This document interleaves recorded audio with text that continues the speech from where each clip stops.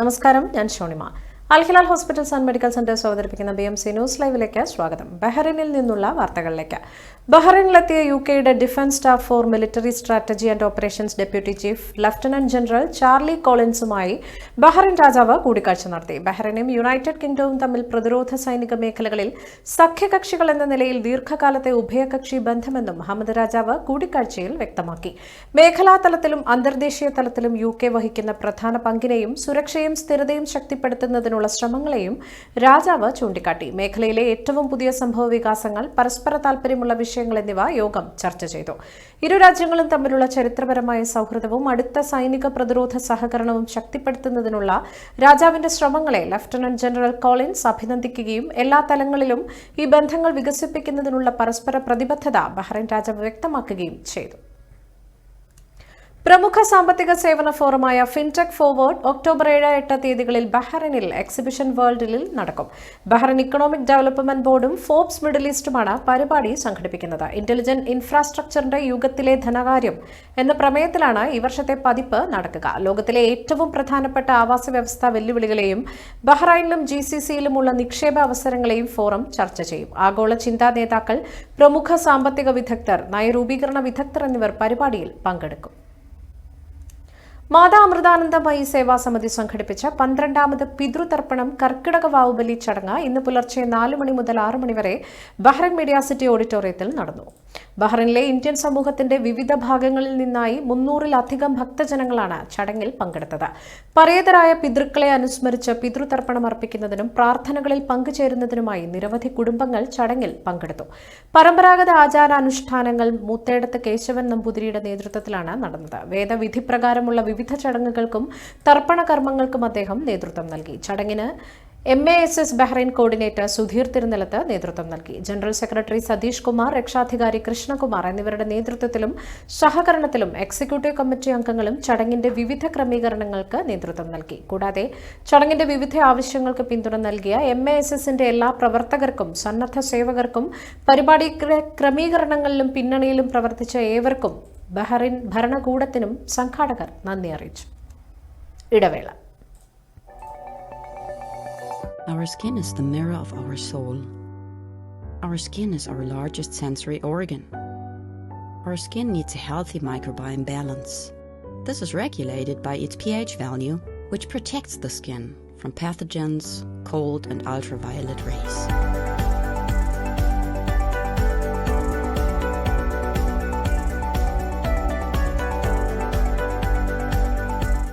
Sebamed protects your skin.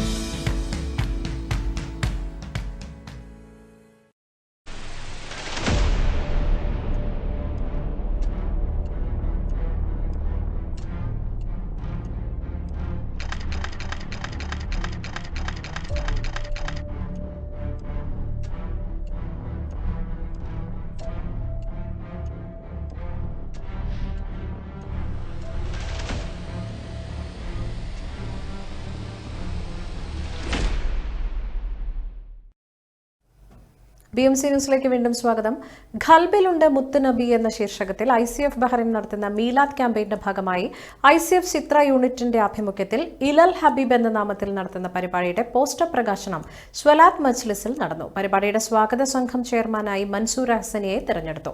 Convener Sinan, finance convener Muhammad Asmar എന്നിവർക്ക് പുറമെ vice ചെയർമാനായി മുസ്തഫ സിവി, ഷെരീഫ് സുഹരി, ഹനീഫ കാസർഗോഡ്, ജോയിന്റ് കൺവീനർമാരായി കബീർ, സാജിദ്, റിഷാൻ, രക്ഷാധികാരികളായി നൌഫൽ മയ്യേരി, അലി നസീർ, സിറാജ് എന്നിവരെയും തെരഞ്ഞെടുത്തു. ക്യാമ്പയിന്റെ ഭാഗമായി 1 മുതൽ 12 വരെ എല്ലാ ദിവസവും രാത്രി 9 മണിക്ക് മൗലിദ് സദസ്സും 12ന്റെ സുബഹയോട് അടുത്ത സമയത്ത് പ്രഭാത മൗലിദും അന്നേ ദിവസം 1000-ഓളം സ്നേഹ കിറ്റുകൾ വിതരണം ഫ്ലാറ്റ് മൗലിദ്, midnight blue, heart to heart, canvas, മദ്രസ വിദ്യാർത്ഥികളുടെ കലാപരിപാടികൾ, ഹദീസ് പഠനം, ക്വിസ് മത്സരം എന്നിവയും നടക്കും.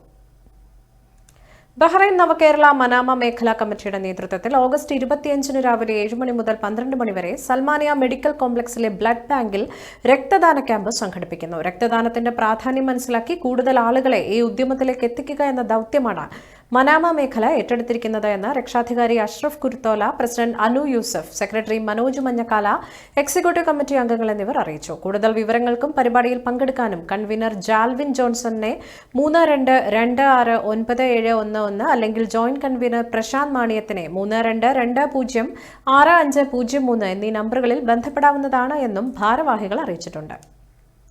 ഇന്ത്യയുടെ 80ാം സ്വാതന്ത്ര്യ ദിനാഘോഷ പരിപാടികളുടെ ഭാഗമായി ഇന്ത്യൻ കൾച്ചറൽ ഫൗണ്ടേഷൻ ജനസഭ സംഘടിപ്പിക്കും. യങ് ഇന്ത്യ സ്ട്രോങ് ഡെമോക്രസി എന്ന പ്രമേയത്തിൽ സൽമാബാദ് സുന്നി സെന്ററിൽ സംഘടിപ്പിക്കുന്ന ജനസഭ ഓഗസ്റ്റ് 14 വെള്ളിയാഴ്ച വൈകിട്ട് 7 മണിക്ക് ആരംഭിക്കും. ICF international deputy president advocate MC Abdul Kareem പ്രമേയ പ്രഭാഷണം നിർവഹിക്കും. ബഹ്റൈനിലെ സാമൂഹിക സാംസ്കാരിക രംഗത്തെ പ്രമുഖ വ്യക്തിത്വങ്ങളും പങ്കെടുക്കും. ഇത് സംബന്ധമായി ICF നാഷണൽ പ്രസിഡന്റ് അബൂബക്കർ ലത്തീഫിയുടെ അധ്യക്ഷതയിൽ ചേർന്ന യോഗം പരിപാടികൾക്ക് അന്തിമ രൂപം നൽകി. KC സൈനുദ്ദീൻ സഖാഫി, ഷമീർ പന്നൂർ, അബ്ദുൽ ഹക്കീം സഖാഫി, റഫീഖ് ലത്തീഫി വരവൂർ, CH അഷ്റഫ്, ഫൈസൽ ചെറുവണ്ണൂർ, ഷംസുദ്ദീൻ സുഹരി എന്നിവർ പങ്കെടുത്തു. ബഹ്റൈൻ പ്രവാസി മലയാളി കായിക രംഗത്തെ പ്രമുഖ കൂട്ടായ്മയായ കേരള ഫുട്ബോൾ അസോസിയേഷൻ ബഹ്റൈന്റെ പുതിയ ഭരണസമിതി നിലവിൽ വന്നു. ഉമലസം കരാവലി റെസ്റ്റോറന്റിൽ നടന്ന വാർഷിക ജനറൽ ബോഡി യോഗത്തിലാണ് പുതിയ ഭാരവാഹികളെ തിരഞ്ഞെടുത്തത്.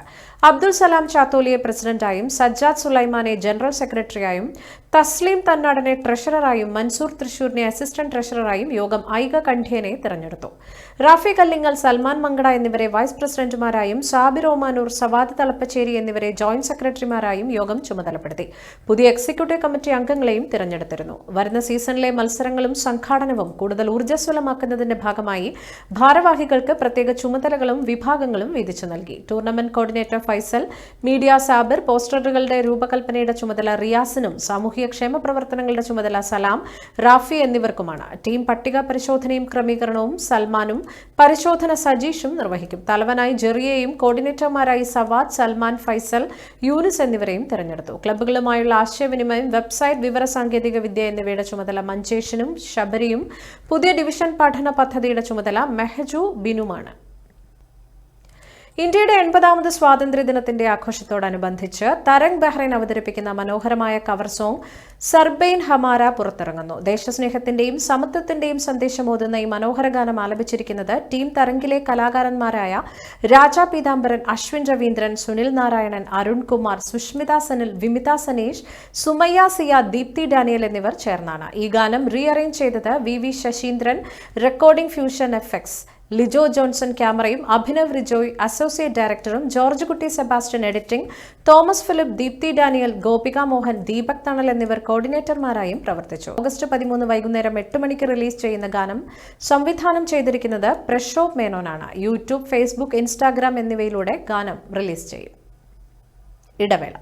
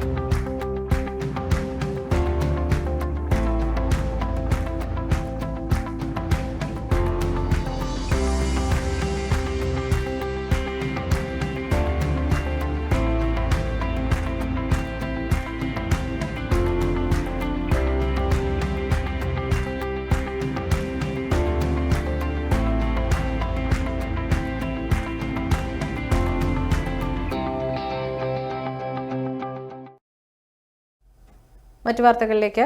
കൊളംബിയയിലെ ഭൂചലനത്തിൽ മരണസംഖ്യ 250 കടന്നു. കൊളംബിയയിലെ കാപ്പിത്തോട്ടങ്ങൾക്ക് പേരുകേട്ട് റിസാൽഡ മേഖലയിലാണ് വലിയ നാശനഷ്ടമുണ്ടായിരിക്കുന്നത്. 3900 പേരെ ഇതിനകം കാണാതായിട്ടുണ്ടെന്നാണ് റിപ്പോർട്ടുകൾ. ഏകദേശം 1600 കെട്ടിടങ്ങളെ ഭൂചലനം ബാധിക്കുകയും 5000-ലധികം വീടുകൾ നിലം പതിക്കുകയും ചെയ്തു. തിങ്കളാഴ്ച പ്രാദേശിക സമയം 7:34 ഭൂചലനം ഉണ്ടായത്. 7.4 തീവ്രത രേഖപ്പെടുത്തിയ ഭൂചലനത്തിൽ 2600-ലധികം പേർക്ക് പരിക്കേറ്റു. കൊളംബിയ സർക്കാർ എക്കണോമിക് എമർജൻസി പ്രഖ്യാപിച്ചിരിക്കുകയാണ്. ദുരന്തബാധിത പ്രദേശങ്ങളിൽ അടിയന്തര സഹായവും പുനരധിവാസവും വേഗത്തിലാക്കുന്നതിന്റെ ഭാഗമായാണ് നടപടി. തായ്ലൻഡിലെ ഫുക്കറ്റിൽ നിന്ന് ദില്ലിയിലേക്ക് വരികയായിരുന്ന എയർ ഇന്ത്യ വിമാനം താഴേക്ക് പതിച്ച സംഭവം അതീവ ഗൌരവമെന്ന് വിലയിരുത്തി വ്യോമയാന മന്ത്രാലയം. വൈദ്യപരിശോധനയിൽ പൈലറ്റിന്റെ സാമ്പിളിൽ കണ്ടെത്തിയ കഞ്ചാവിന്റെ അംശം എങ്ങനെ വന്നു എന്നതിൽ കൂടുതൽ പരിശോധന നടത്തും. ആരോപണ വിധേയനായ പൈലറ്റിനെതിരെ ക്യാബിൻ ജീവനക്കാരും സഹ പൈലറ്റും പരാതി നൽകി. ഓഗസ്റ്റ് 4-ന് തായ്ലൻഡിലെ ഫുക്കറ്റിൽ നിന്ന് ദില്ലിയിലേക്ക് പറന്ന എയർ ഇന്ത്യ വിമാനമാണ് യാത്രക്കിടെ 300 അടി താഴ്ചയിലേക്ക് പെട്ടെന്ന് താഴ്ന്നത്. അപകടത്തിൽ 20 യാത്രക്കാർക്കും 4 ക്യാബിൻ ക്രൂ അംഗങ്ങൾക്കും പരിക്കേറ്റു. സംഭവത്തിന് പിന്നാലെ പൈലറ്റുമാരിൽ ഒരാളുടെ ലഹരി പരിശോധനാ ഫലം പോസിറ്റീവ് ആയതോടെയാണ് അപകടത്തിൽ ദുരൂഹത വർദ്ധിക്കുന്നത്. പൈലറ്റിന്റെ സാമ്പിളിൽ കണ്ട കഞ്ചാവിന്റെ അംശം എങ്ങനെ വന്നു എന്നതിൽ കൂടുതൽ പരിശോധന നടത്തുമെന്നും ചട്ടപ്രകാരം വിഷയം മെഡിക്കൽ റിവ്യൂ ഓഫീസർക്ക് കൈമാറുമെന്നും എയർ ഇന്ത്യ മാനേജ്മെന്റ് വ്യക്തമാക്കി. പിതൃപുണ്യം തേടി ആയിരങ്ങൾ ഇന്ന് കർക്കിടകവാവ് ആചരിച്ചു. ക്ഷേത്രങ്ങളിലും പ്രത്യേക ബലിതർപ്പണ കേന്ദ്രങ്ങളിലും പുലർച്ചെ മുതൽ വൻ തിരക്കാണ് അനുഭവപ്പെട്ടത്. തിരുവനന്തപുരം ജില്ലയിലെ വിവിധ ഇടങ്ങളിലും കർക്കിടകവാവ് ബലിതർപ്പണത്തിനായി ആയിരങ്ങൾ എത്തിയിരുന്നു. പ്രശസ്തമായ തിരുവല്ലം പരശുരാമ ക്ഷേത്രം, വർക്കല പാപനാശം, ശംഖുമുഖം കടപ്പുറം തുടങ്ങിയ പ്രധാന ഇടങ്ങളിൽ പുലർച്ചെ 2:30 ബലിതർപ്പണ ചടങ്ങുകൾ ആരംഭിച്ചു. ബലിതർപ്പണത്തോടനുബന്ധിച്ച് തിരുവല്ലത്തും വർക്കലയിലും ശംഖുമുഖത്തും ഇന്നലെ രാത്രി മുതൽ ഗതാഗത നിയന്ത്രണം ഏർപ്പെടുത്തിയിരുന്നു. കർക്കിടക വാവുബലിയെ തുടർന്ന് വയനാട് തിരുനെല്ലി ക്ഷേത്രത്തിൽ ഇന്ന് പുലർച്ചെ 3 മണി മുതൽ ചടങ്ങുകൾ തുടങ്ങിയിരുന്നു. പിതൃമോക്ഷ പുണ്യം തേടി 100 കണക്കിന് ആളുകളാണ് രാവിലെ മുതൽ പാപനാശിനിയിലേക്ക് എത്തിയത്. തിരക്ക് കണക്കിലെടുത്ത് പ്രത്യേക ക്രമീകരണങ്ങൾ നേരത്തെ തന്നെ ഒരുക്കിയിരുന്നു. കേരളത്തിൽ വീണ്ടും മഴ മുന്നറിയിപ്പ്. വടക്കൻ ജില്ലകളിലാണ് മഴയ്ക്ക് സാധ്യത പ്രവചിക്കുന്നത്. കാസർഗോഡ്, കണ്ണൂർ ജില്ലകളിൽ നാളെ യെല്ലോ അലർട്ട് നൽകി. ശക്തമായ മഴയാണ് ഈ ജില്ലകളിൽ പ്രവചിച്ചിരിക്കുന്നത്. വെള്ളിയാഴ്ച 3 ജില്ലകളിലും മഴ മുന്നറിയിപ്പ് നൽകിയിട്ടുണ്ട്. പത്തനംതിട്ട, കോട്ടയം, ഇടുക്കി ജില്ലകളിലാണ് മുന്നറിയിപ്പ്. ഇവിടങ്ങളിൽ ശക്തമായ മഴയ്ക്ക് സാധ്യതയുള്ളതിനാൽ യെല്ലോ അലർട്ടാണ് നൽകിയിരിക്കുന്നത്. കള്ളക്കടൽ പ്രതിഭാസത്തിന്റെ ഭാഗമായി തിരുവനന്തപുരം, ആലപ്പുഴ, എറണാകുളം, തൃശൂർ ജില്ലകളിലെ തീരങ്ങളിൽ നാളെ രാവിലെ 2:30 വരെ 1 മുതൽ 1.6 മീറ്റർ വരെ ഉയർന്ന തിരമാലകൾ കാരണം കടലാക്രമണത്തിന് സാധ്യതയുണ്ടെന്നും ദേശീയ സമുദ്രസ്ഥിതി പഠന ഗവേഷണ കേന്ദ്രം അറിയിച്ചു. കടലാക്രമണത്തിന് സാധ്യതയുള്ളതിനാൽ മത്സ്യത്തൊഴിലാളികളും തീരദേശവാസികളും ജാഗ്രത പാലിക്കണമെന്നും മുന്നറിയിപ്പിൽ പറയുന്നു. ഈ വാർത്തയോടുകൂടി ഇന്നത്തെ BMC ന്യൂസ് ലൈവിൽ മലയാളം വാർത്തകൾ പൂർണ്ണമാകുന്നു. ശുഭരാത്രി.